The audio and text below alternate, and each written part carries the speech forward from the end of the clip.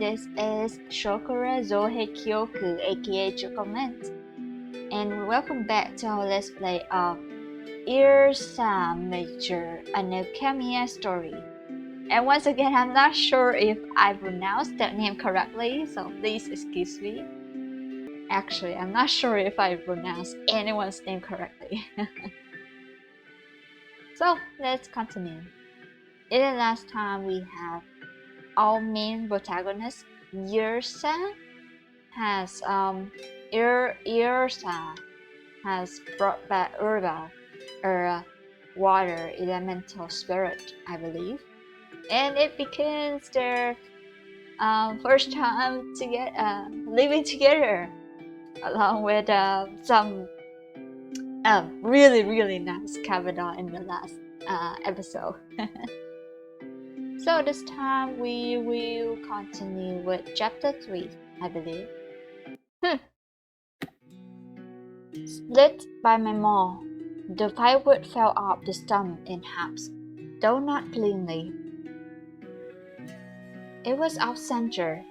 I would need more practice to regain my arm after spending a week away. Yrsa. Good morning. That is the human greeting, yes? Yes, good morning. Last night, we had reached Silvervale late and immediately headed to my cabin, where I realized I only had one bed. I'd given it to Urbel, stepped on my long bench, and then after waking up, had gone about my business as usual, forgetting that Urbel was still asleep. I must have woken with the sound of chopping. It hadn't occurred to me. I've never had others overnight in my cottage before. I apologize if you were still... Oh no, not at all. I was not disturbed. But what are you doing? Firework.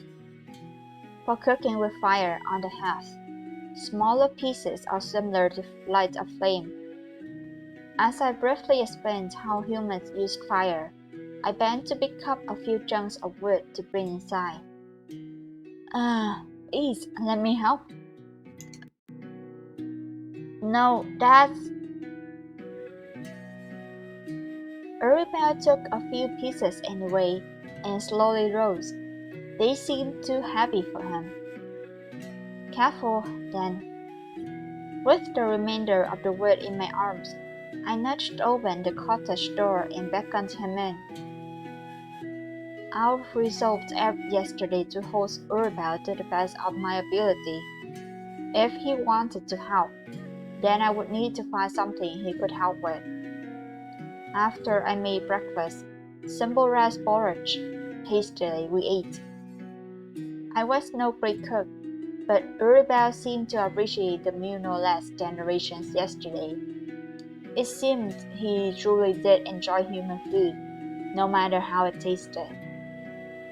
And after we're finished and Uribel insisted on helping me clear the table, we descended the hill of my cabin to Silvervale town.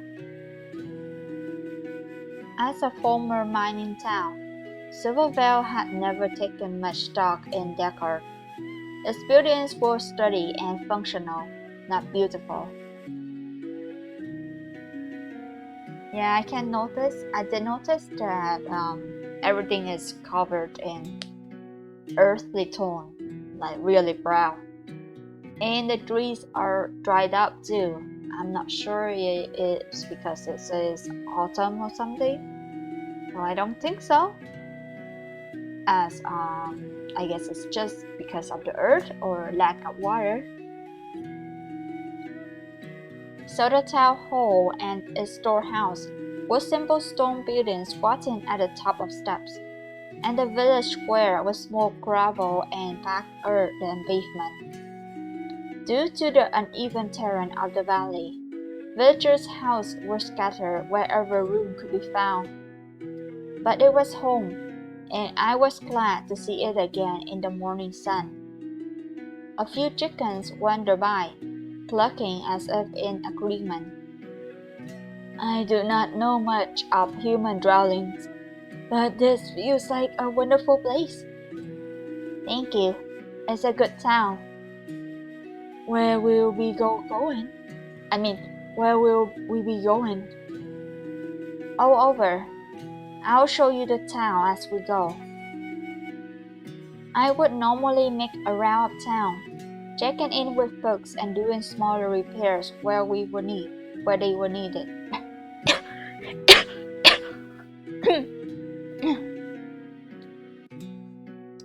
Then I would return to my cabin, where I kept larger woodworking projects and work on them until sundown. But since I have been gone for a week, there might be more repairs than normal. I also needed to pass out the supplies I've gotten from Reed home. On top of that, I had to show Urbel around and figure out exactly what an ancient of water, who did not yet know how to use his power, could help with. Hey! A pair of boys, who I remembered once chasing out my wood fire and once given a carved top to, ran up to us. The Lady Woodsman's back! You got any toys for?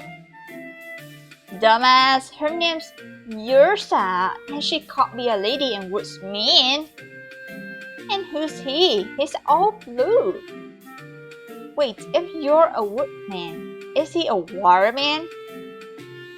Well, that is not inaccurate, but I am an Ishim of water, not a human man. You look like a man.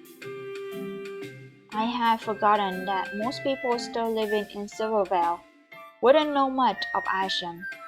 And faced with the fast-talking boy, Uribel looked half indulgent and half tongue-tied. He's from afar. He can control water, so he wears blue. He'll be living here from now on, so I'm showing him around.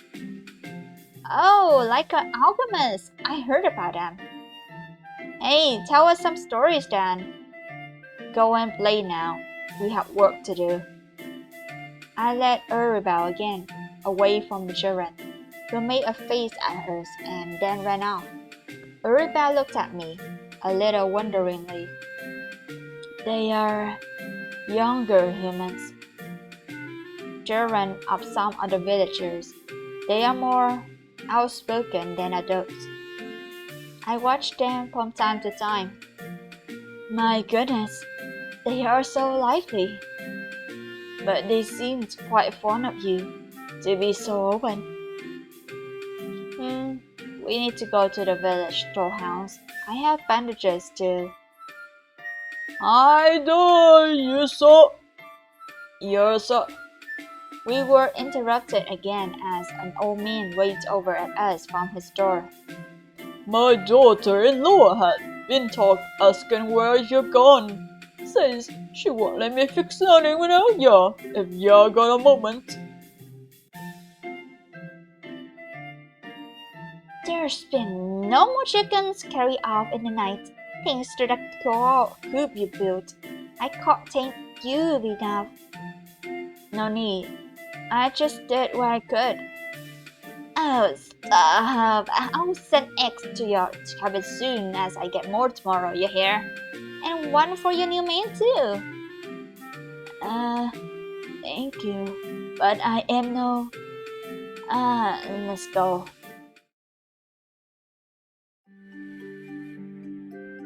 Here, is the door from... Do you see my dad? Is he okay? He hasn't been back for months. The door's from him, Grumman. I believe he's well. He's just had to go on a trip. Grumman, a former miner, had taken a caravan gourd job for the shopkeeper in Reed home, so he was still close enough to visit if he had time. But judging by the expression on his daughter's face, he hadn't been back for a while either. Oh. Grumman's daughter looked at the door again. as if not sure whether to believe me, but finally took it. Thanks, Miss Yrsa. She walked off, hugging the door a little more closely. At my side, Yrsa looked confused. It was a gift, but she did not seem to enjoy it.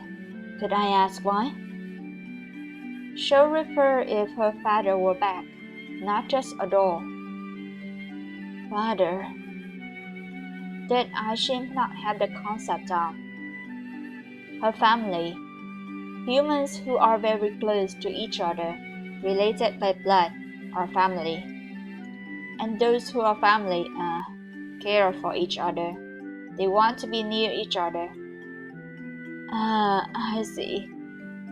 If those who care must be apart from each other, it is also difficult. He seemed to be thinking on it as we kept walking. You're a lifesaver, Yrsa. The chief was just worrying that we'll run out of bandages before the next diamond attack. The storehouses, just off the village hall, were dim and cool even in the midday sun. The storehouse keeper accepted my supplies gratefully. Were the stores that low? Well, we got unlucky with a couple more bees, the normal salt mine. Since while you were out, Brennan got laid up by them. But no, we'll be fine now. Don't you worry yourself. A different matter. Do you know of any odd jobs for someone not quite so strong? My guest will be staying in the village for a while. He wants to be of use. I heard the waterman, right? Yes. Jiren's words traveled quickly. I've forgotten. Haven't got anything I can think of, though. We've got plenty of water here in Silver Bell. It's the soil we got too little of, and the silver. So unless he can spin silver out of water. I do not think so, at any rate. Well, that reminded me of something else. Old Marsha was in here riping earlier. Says her window's been frosty and her plants don't grow, the usual, you know. I exited the village hall and shook my head. The supplies had all finally been delivered, but no one had any work, as I expected. Silvervale was a former mining town. With the mines exhausted, it took strength to live and try to work the ground here. Even the elderly were not exempt. But was there really nothing I could find for the Aishin of water who had little strength? Oh wow! How you doing that? I blinked and looked up. A little to my right, Yrsa was surrounded by a gaggle of children watching and fascinating, and water was dancing through the air around him. It is just a little drift.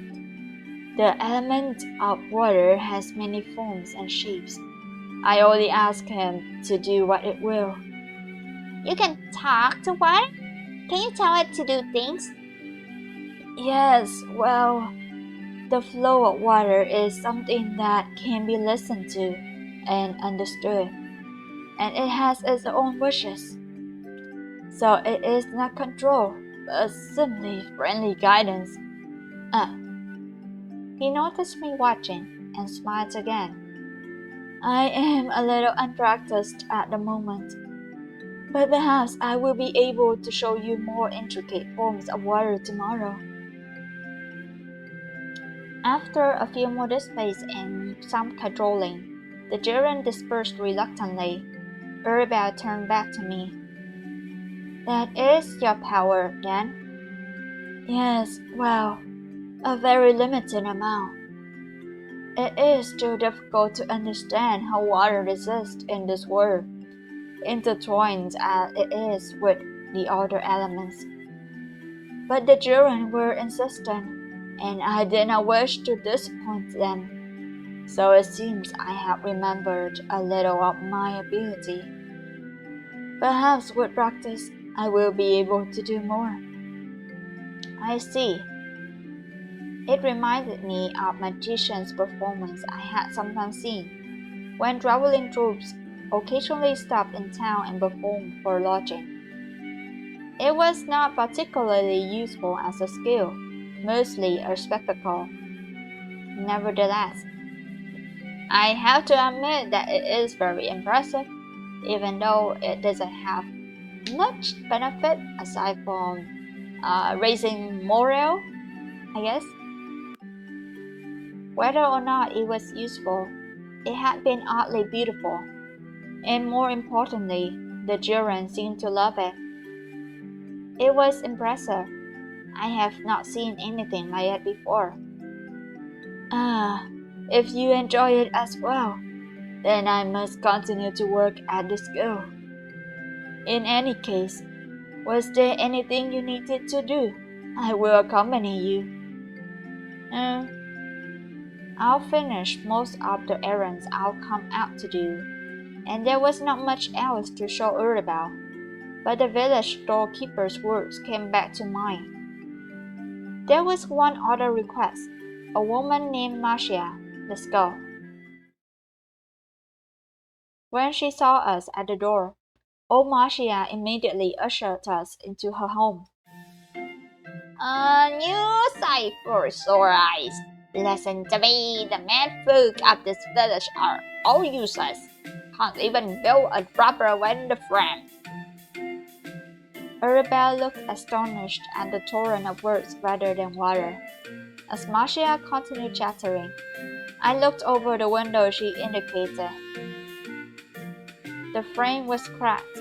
Apparently the wood had warped from age. I can fix it, but it will take a little while. Oh, will you? Thank the heavens! I thought I'll be without a window in these mad times. Probably get frozen at night, you know. Arabelle, will you wait? Oh, and you, Master Waterman. Yes. What can I... I'm just saying what a shame it is. My garden's gone and started dying on me while I worried my head off about the window. Y'all come on, see, won't you? She dragged Arabelle with her through the back door to her garden. At least I had known Marcia for decades, so the worst he would suffer would be a little chatter, though perhaps I should apologize to him later. I could still hear Marcia's cries clearly as I took out my tools and began to work. A little while later, I finished sanding the replacement piece of wood for the windowsill, but it felt like something was different. And then the back door opened, and Marcia rushed in with Arabelle in tow. Marcia was practically beaming. You're a lifesaver, Master Waterman. You're an Yrsa here. Come on in and sit and let me get the tea on. You do not need to go to such... I won't hear it. Go on, make yourself comfortable. It's the least I can do. What did you? Master Waterman brought my garden back to life. You did what? How? Well, it was nothing major. We'll gather around Marcia's small table, and Marcia poured a steaming herb blend into each of our small cups. I only restored the flow of water within the plants. Once I could feel how water was meant to flow, I simply guided it. And once the power of water was restored, the plants were eager to return to their natural liveliness. Really, it was no trouble, elementally speaking. To be honest, plant caring was something I'll never even consider as an option for Arabelle. I had expected the rows of plants to be the domain of earth elementals, but it was clear I hadn't thought hard enough. Still, that is impressive. Arabelle beamed at my words, and Marcia twittered and shoved a plate full of homemade biscuits at us. Goodness! And I thought I used to have a green thumb, but you can talk to the plants. Here, take a biscuit, and you as well, Yrsa. Thank you. My, this is wonderful. Both Yrsa and you have been so kind as to provide food. I wish I could do more in return. Come on now. And you already had Yrsa's cooking then? Yes, it was quite delicious as well. It was nothing special. I thought to stop Arabelle before he compared Marcia's well-made biscuits to the gruel I made that morning. But the look Marcia gave me didn't seem to be one of competition. Well, you know, Yrsa. I still don't know how to pronounce that name. Yrsa, girl, my words. You ain't getting longer. I mean younger. I keep misspelling words. And a good man who likes your cooking ain't that all that easy to find in it.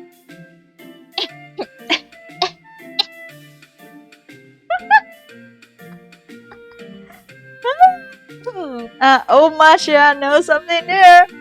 Yes. I appreciate this ship. This matchmaking attempt is very nice. Arabelle looked over at me with alarm. I avoided choking on the biscuit with some effort. Are you alright? I am well. On the Harvest Festival, ain't it coming up in a month or thereabouts? You won't get no better chance to grab your man and go. Thank you for your concern, but I do not need a man. Oh, shh. Her husband ain't someone you need, it's someone you want. Makes life a little more interesting, taken from someone who's been around. Why, I've had 3, and they're all been good uns. The only good uns in the batch they were gone too soon as well. I see. Oh wait, no, wrong voice. Forgive my asking, but what is a husband? It seemed even Marcia could be surprised enough to stop talking for a moment. He is from afar, a distant land. He does not know our custom around. Oh, then you must listen close, Master Waterman. See, when a man loves a woman, okay. This is like the talk about the birds and the bees. Like a children may ask like his or her or their parents and that where does children come from or where am I come from? There's a lot of choices that the parents will answer. Like you come from storks. Something the bird.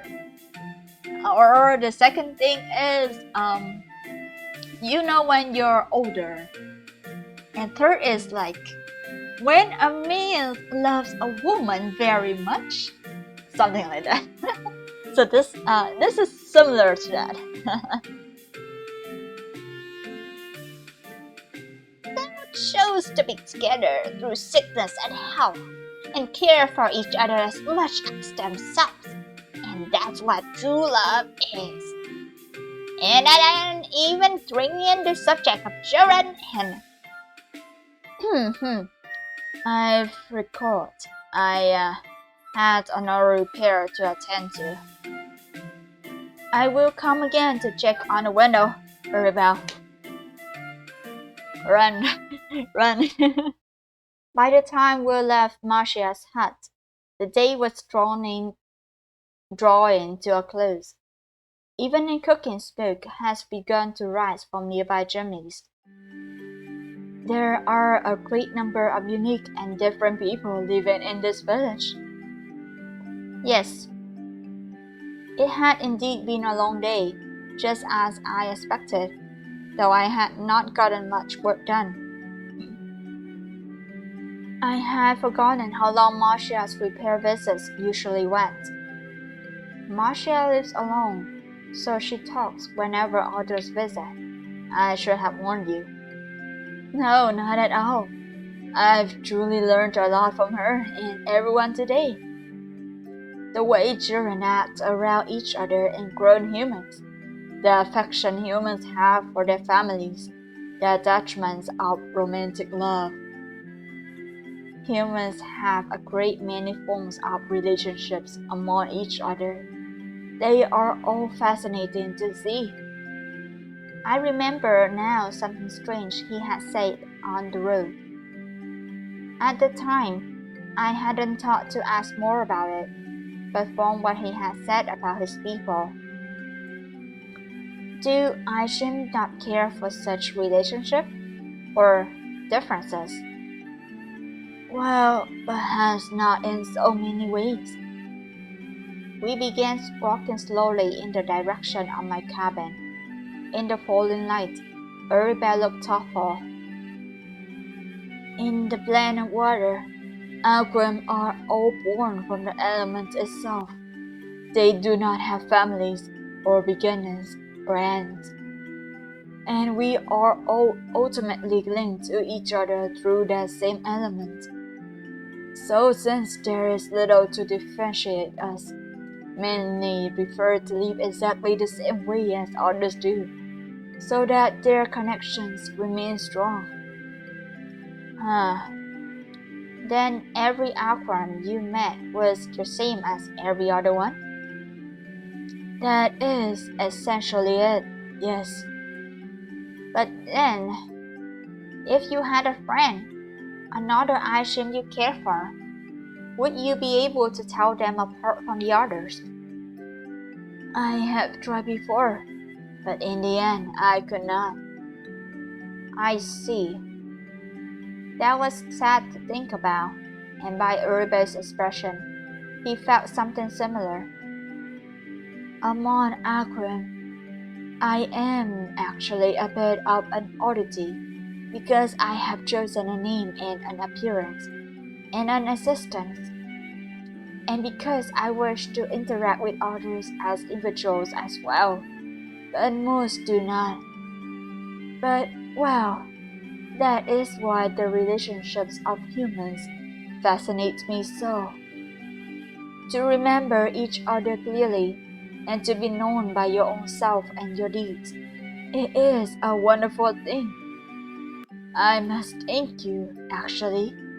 I've learned all of this through watching you speak to everyone. How so? The humans of this village all seem to have a very strong bond to you. They come to you for assistance and offer you what they can in return. The children are free with you, and the elders rely on you. You are very clearly in their hearts as someone they value deeply. I just do what I can. This is just how humans live with each other. Then I would like to do what I can as well. To help others as you do is an inspiration. And you have already helped me so much. I am sorry that I have not yet found what I can do in return. It seemed like while I was been looking for a job for him, Yrsa had been making his own resolutions, and the ways he used his powers today, was that part of his efforts to help? You've already done well. Yes, he did help a little. Like, I think, since he doesn't know much right now, he can use little bit to do the gardening. I mean, around here, the earth is not very good, And if the plant gets better, the soil will get better, and it's easier to grow using planting stuff. You've already been doing what you can. Marcia and the children will remember you as the waterman who helped them. Oh, I suppose that is true. If I am to be known by that name, it's not too bad. And thank you for saying so, Yrsa.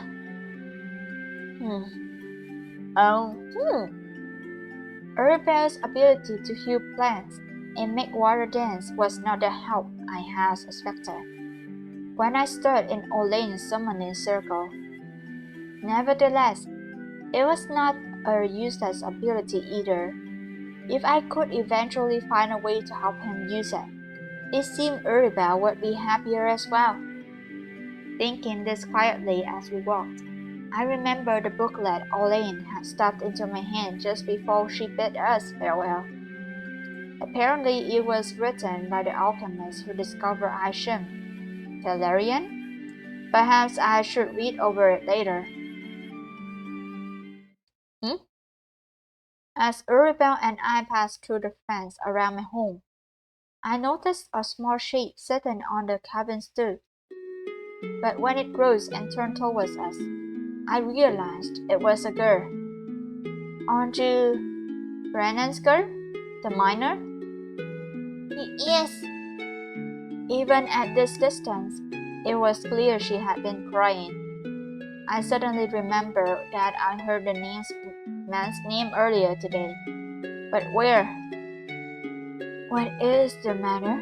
If we can help in any way. I heard you just came back from the city, and you might have medicine or something.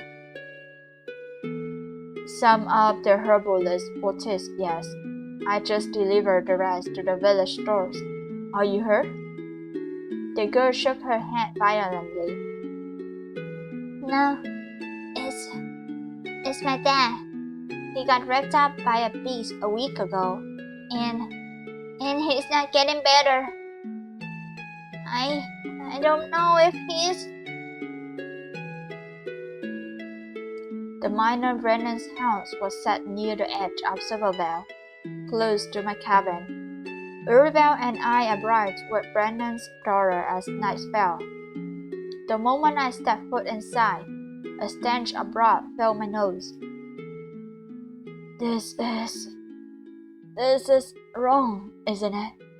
The scent, water and life ought not to...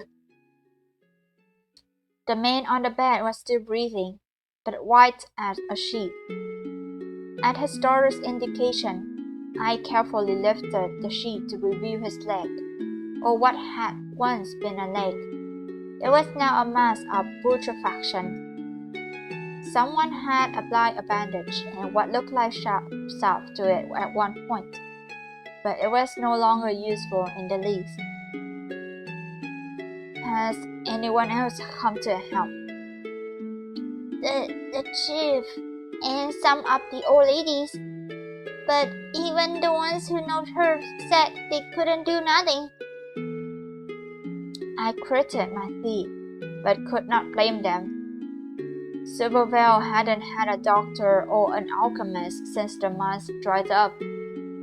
Most of the time people got by with herbs and boutiques, and I tried to stock as much as I could on my visits to Reed home. But this was entirely beyond that. You can do something, right? You know the folk at the city and... I can't. Not for this. That's not true. Some will save. Or if we change the bandages. This is beyond salve. The rot. We'll have to cut it off his leg. I do not have the skill. If I cut too deeply, he will bleed out. The girl looked horrified, and then covered her face with her hands. I had to look away. The bandages I brought sat uselessly in my pouch. Disease killed as easily as diamond, but I could not beat it into submission. I should have asked for more medicine from the apothecary. There were no doctors who cared to come to Silvervale, not anymore. There was nothing any of us could do. Yrsa and child. I had almost forgotten that Uribel was also in the room, but he was standing before Renan's bed now, looking down. His expression was serious. Please allow me to try. Huh? What do you... I think I have felt it. There is something I can do here. And then Uribel suddenly began to glow.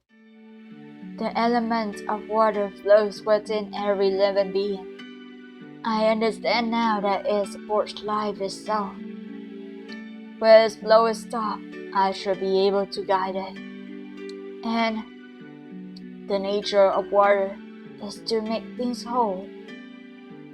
That was how he has described his power on the road. I've never thought about it that way, but water, hear me. Make this mean whole for those who care for him.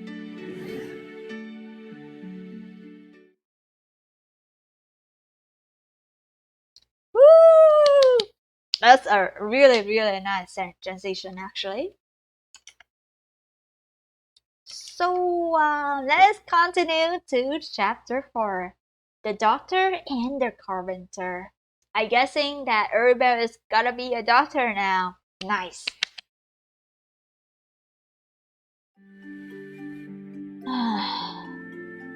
The amount of sawdust in my carpentry sack forced me to step outside for some fresh air. But the second bed frame was coming along well. Soon neither Uribel nor I would need to sleep on a bench. Although Uribel had tried to insist I take the bed after the first night, I had forced him to keep it. Because the bench was an especially unsuitable sleeping place for a healer, the first Silvervale had had in over 10 years. Can't thank you enough. Yes, I'll take much better care of it now. And you'll have to bake the freshly baked loaves whenever you come to the shop. Bless you, doctor. Uribel's latest patient, Silvervale's baker, waved at me as she exited my cabin and left, as happily as I had ever seen her. Hearing no further patients, I decided to step inside. Yrsa. Hey. Uribel sat at the small table I built many years ago, apparently taking a rest. Although I had cleared the table just yesterday, it was already ball high again with books and knickknacks that grateful patients had brought him. The healing is well? I believe so. Water cannot repair everything, of course. Some of the injuries I've seen have lasted for a while, but I could still bring some relief to most of them, and I am very glad for that. As am I. You have my gratitude. You are too kind. It is only what little I could do. It's more than enough. A week ago, as I watched in astonishment, Uribel has brought the minor Brennan back from the brink of death. The news of her miraculous healing had immediately spread across Silvervale. Almost the very next day, people began asking for Uribel as I made my rounds through town. And soon they had come to line up at my cabin instead. Silvervale had had no doctor for the past 10 years at least, and there were many too poor to seek doctors, even in Redholm. So Uribel had been even busier than I had been for the past week. At that thought, I took a closer look at Yrsa. Ah, Yrsa, what is it? He still smiled, but the lines under his eyes were weary, and he leaned rather heavily against the table. How many patients have you seen today? Perhaps about 5 or 6. It was not even noon, and the line of people in front of my door today had been shorter than usual. You are working too hard. Oh, I felt as if I had less energy recently, I suppose. Perhaps I am a little tired? Is that the right term? But I believe it should pass. Please do not be concerned. I had read something of this. Yrsa, as single element living beings, obtain energy from the elemental planes they inhabit. In the physical realms, they no longer have such a direct source of energy to draw from, and must rely on other means of sustenance. To put it simply, Yrsa in our world must eat and sleep as normal humans do. Along with this, being close to their elements, such as providing a fire elemental with a bonfire, is the best way for them to regain energy. While Arabelle had been busy with healing, I found time to read over the booklet that Olaine has given me. I had expected it to be unreadable to all but alchemists. Surprisingly, the writer, Tellerian, had tried to include simple examples as if for common folk. And while Isham, with their bodies of clay, do not tire or grow weak and old as humans might, they must maintain their stores of elemental energy. If they use their powers too often without rest, or if their soul is too badly damaged, they will fade back to their plans. No Isham has ever been known to return to the physical world once this occurs. That won't do. There are fewer patients now. You will be able to take a rest. Come with me.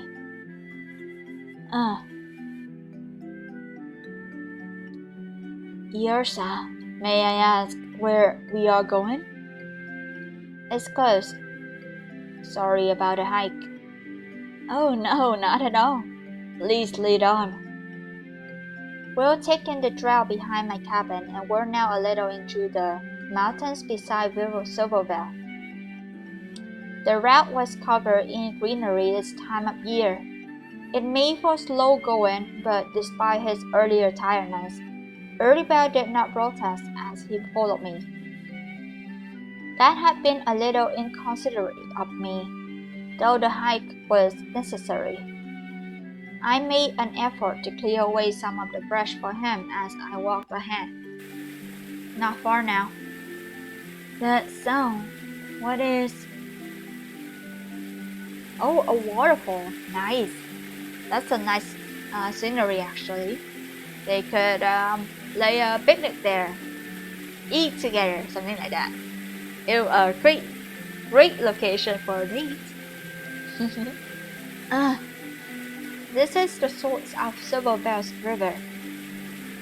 I heard water I should refer being around water or something along those lines. Is this... My goodness, this is marvelous. The element of water is so strong here. I have not felt anything like this since entering the physical world. Yrsa, may I... Ordinarily, no one was allowed to near the source to avoid polluting the water of the village, but this was clearly an exception.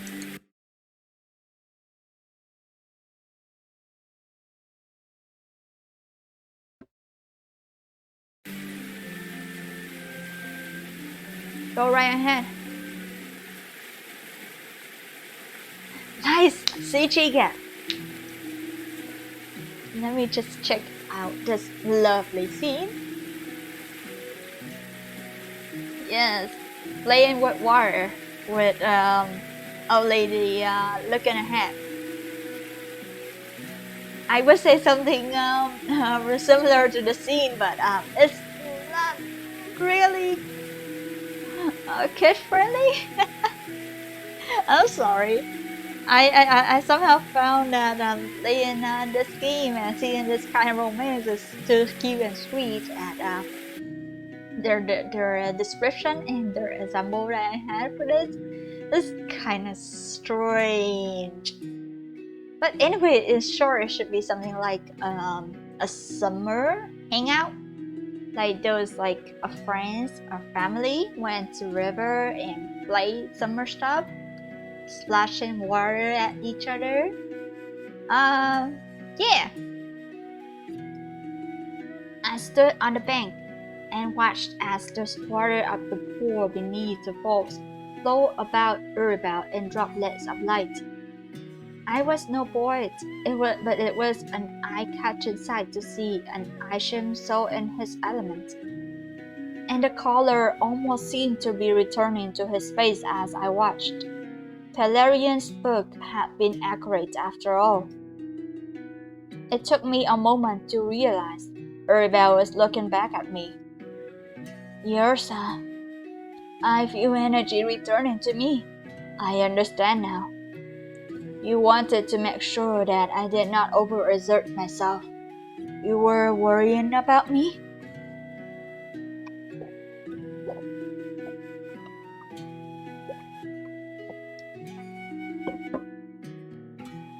Just figured I should show you this place. Didn't know if it would help. I just didn't want to get your hopes up. I see. Whether or not he believes me, Yrsa simply smiled back. The rumble of the falls accompanied us as we spent a quiet moment there. That's a good date. This is truly a beautiful place, Yrsa. Thank you for showing me. I only wish I knew how to repay you. Don't worry about it. It's my duty. I should have done it earlier. But even so, you've helped me every step of the way since I came to this world. You've protected me and guided me in living as humans do. So even if it is your duty, as you've said before, I too must have a duty to repay your kindness. But I have done almost nothing in return for you. He sounded a little abashed, but I couldn't understand why. You've healed half of the village already. That's more than any other human has ever done for Silvervale. It's natural for me to thank you for helping everyone. So don't worry about it. There's nothing to repay. But none of my aid has been any help to you. You have never needed my assistance or healing. I know it is because you are strong and do not need to be cared for by others. Yet, I do not know why, but I cannot feel satisfied. Is there truly nothing you want that I can do for you? I've always thought that Yrsa just wanted to find a role he could fulfill by helping others, but helping me especially. I took a moment to respond. You have helped me already. I was not clear enough. You have helped me already. But I am not lying. Well, it's because, Silvervale itself is important to me. It wasn't a particularly interesting story, but Yrsa probably wouldn't understand unless I told her. I was not born here. My parents were craftsmen. We traveled with our others from town to town, selling wooden wares and offering repairs. When I was 10, we were near Silvervale when our wagon was attacked by Diamond. My parents were killed. But miners from Silvervale were nearby. They drove up the Diamond and raised me as their own. I owe the people of Silvervale my life. I see. This village taught me to be who I am and accepted me, so I will do everything I can to protect her. But I can't do everything with strength, especially against disease and wounds. So I'm glad you're here to help, that's all. I hadn't meant to say so much. I only wanted to tell Uribel that I did appreciate what he did for the village. But it seemed that Uribel had understood. Something, at least. Then, all that you are doing, it is to show gratitude to them. You care for them deeply, so you wish to help them in any way you can, even if you must change and grow to do so. Something like that. The way he put it was embarrassing, but poignant. I wasn't sure how to take it. I believe I see. Then I understand. Thank you, Yrsa. I couldn't tell why he was thanking me again, so I could only nod in response. We spent a little longer there before Uribel signed and smiled again at me. I believe there were a few others who asked for help today, so as much as I would love to stay here, I must aid them. But maybe we return here sometime. It is truly a beautiful place. Yeah, whenever you want. Uribel looked much more lively on the way back down the mountain, and I realized I was glad to see him better. 3 days after my conversation with Uribel at the waterfall, I stepped into my cabin to retrieve tools and paused. Something was different about the room. It wasn't just Uribel's absence. He had begun visiting patients at their homes, so he was out of the cabin more often. Though he had taken to leaving small notes on the table indicating where he was. Checking the table for notes, I finally realized what was different. Flowers. Did a patient leave these here? I don't recognize this face. They did add a little color to the room. I decided to leave them be.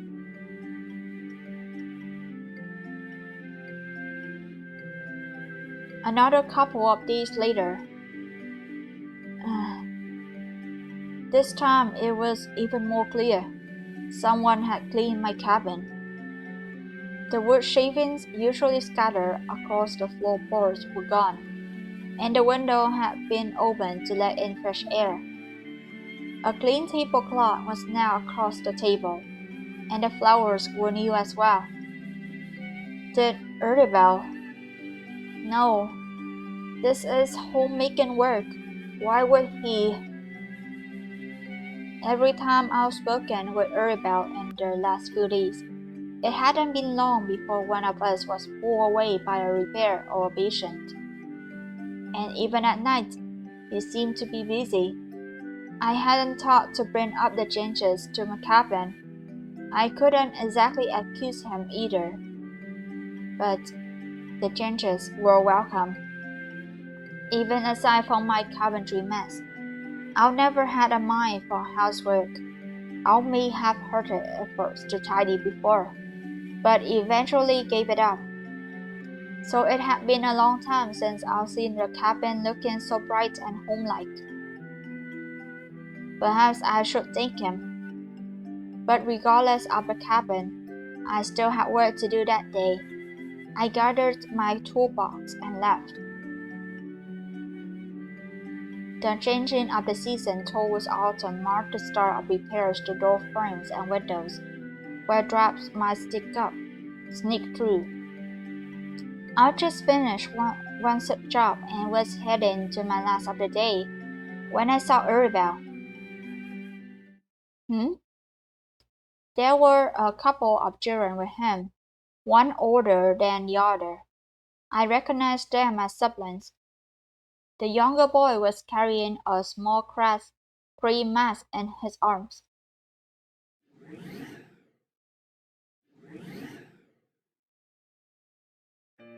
I cannot. Hush, I told you already, didn't I? Even the doctor can't make the dead come back to life. No one can. Death. Then this is. The girl, half scolding, half comforting her brother, didn't seem to notice Yrsa's week of conversion, though I did. There'll be more kittens. That old gray cat's looking growl again. Now you know better how to care for them. And, doctor, thanks for trying. We're grateful all the same. He bobbed a curtsy to Yrsa, more cleanly than I had ever managed at her age, and left with her brother in tow. Though rather than leaving himself, Yrsa stood there, watching them leave with a sorrowful look on his face. Hey, Yrsa, forgive me, I didn't. He must really have been preoccupied to not even notice as I walked up. I wasn't entirely sure why I approached. I could have left him be. There wasn't anything else I could help with either. But Yrsa's expression had made me pause, and so here I was. I saw a little. Did they ask you for healing? Yes. The boy came to me to ask if I could heal the bed he had been caring for. They had clearly been alive not long ago. I thought that as long as I could bring the flow of water energy back, life would follow, but there was something missing. I did not understand why, but I could not help at all. Yeah, that's what happens when creatures die. Is that also different in your world? Yes, life is not permanent, but neither is death. It is like stars. We always exist within the elements and can return to life as we choose. No item has ever simply disappeared. Tellerian's book had said something about that, though at the time I hadn't understood how it could be possible. But living beings in this world, when they stop living, they simply cease to be. Even humans. Yes. Then, your family. When you said they died, you meant they were indeed lost forever. Yes. Do you not fear the same? That you may someday weep? Forgive me if it is painful to ask. I don't mind. I truly didn't. It had been over 20 years ago, and death had been something I've come to accept since. But it seemed that Yrsa, as an Isham who could not die, had never had to think about the idea. All humans die someday. Everyone gets however many years they get to live, and then it's over. But that seems so. How do you live knowing that you will eventually disappear? That those you care for will disappear? I just do what I can. I just live and do what I can. All anyone can do is make the best of the time they have. So I just try to do what's important to me before that. I see. I think I understand. Anyway, don't worry about it. As long as you're helping to heal them, there will be no deaths anytime soon. I suppose you're right. That is what I can do, after all. I have another job to do, but you should go home and rest. It's getting late. Actually, will you be? No, never mind. Is there something you needed me to do? No, it's nothing. But please return before it gets too dark. I will.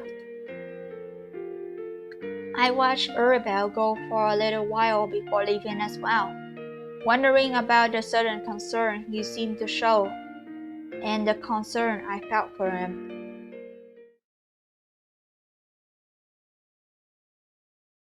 Nevertheless, the last repair of the day involved a difficult oak window frame. It was dark by the time I reached my cabin. Yrsa must have eaten already. I had left some gruel from the morning. I could at least warm it on the stove.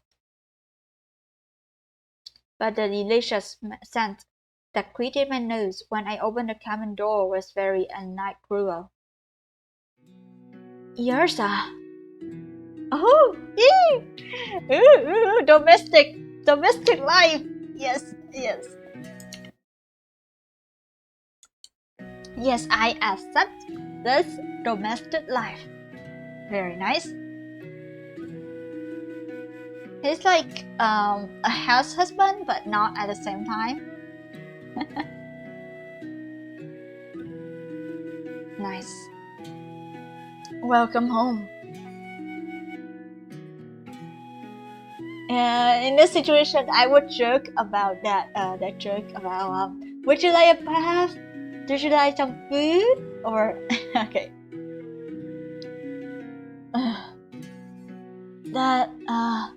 That is what humans say, right? It is. But how did you? The steel Oribel was letting into my wooden bowls looked and smelled every bit as tantalizing as old Marshall's best cooking. When had he learned how to cook? When he was out so often attending to patients. Wait. I apologize for not telling you. I only wanted to find a way to help without relying on your assistance once again. I know I am not so strong or powerful, and I cannot help with your work, but I learned a little from the villagers. Keeping a warm home for one's family to return to is just as important a task as working outside. So, I wanted to do the same for you if I could. A steaming bowl of barley had already been set on the table. The pot of stew in front of Yrsa bubbled merrily. Though I should say, I do not know if I am quite successful. It has not been so long since I started lessons, but it smells sweet. Let me set the table. The stew was delicious. It was simple but hearty, full of tender chunks of carrot and potato, and seasoned with breakfast. It was only when my spoon scraped the bottom that I realized how hungry I've been. Yrsa bent at me. Please, sit. I will get you some more. Thank you. This is good. How long have you been learning to cook?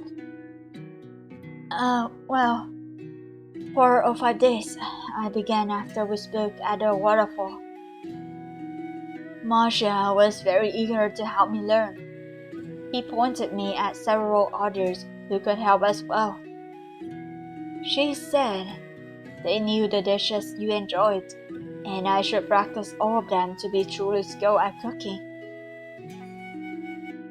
That old Vtuber. After I've been taken in by Silver Bell, I'll leave with a few of the childless women and their minor husbands. Old Marcia had been one, old Elaine and sick, and others who've since gone. That was nigh on 20 years ago. I had no idea that I would still remember my favorite foods as a child.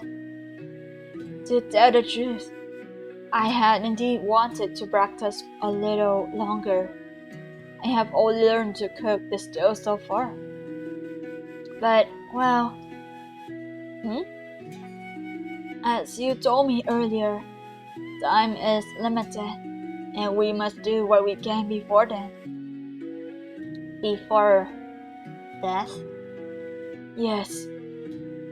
After all conversation, I was certainly worried. I realized I did not know how much time that is, I could have. So I did not want to wait. He'd been afraid of me disappearing, dying.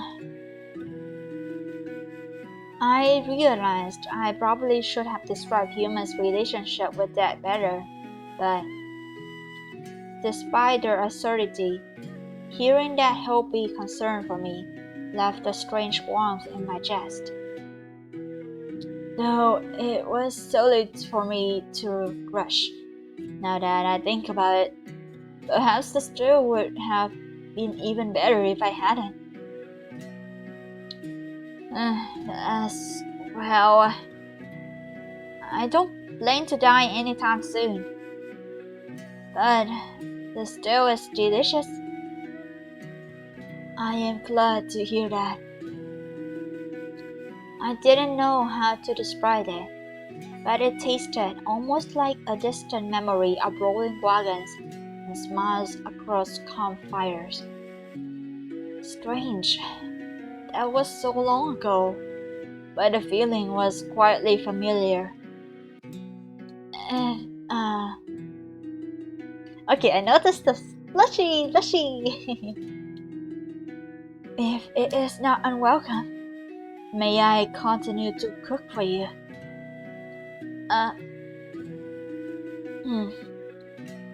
Then let me do the washing up. Oh no, please let me as well. It's only as we went back and forth in the warm atmosphere of the cabin, I realized I never had someone else to argue about dishes with. I lived alone since before I came of age. It was not lonely necessarily.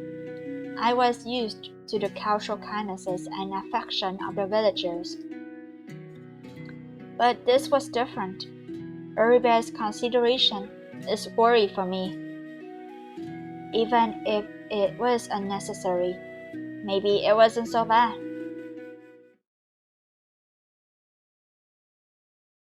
Yes! And this should be a good point to end. And a kind of a sneak at the next chapter we will be playing, chapter 5, by Play and Claw. Okay, let's save that. Nice.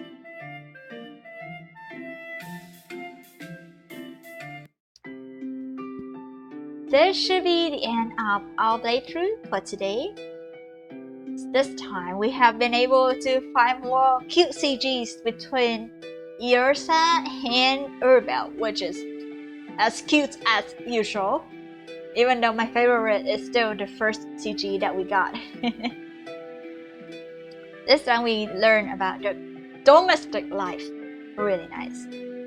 And Yrsa has been able to help with the village, which makes things very more helpful. We see a hint of a budding relationship between those two. So, thank you all for watching, and I'll see you on the next episode of this playthrough of Yrsa Major, an Elchemia Story. Bye bye!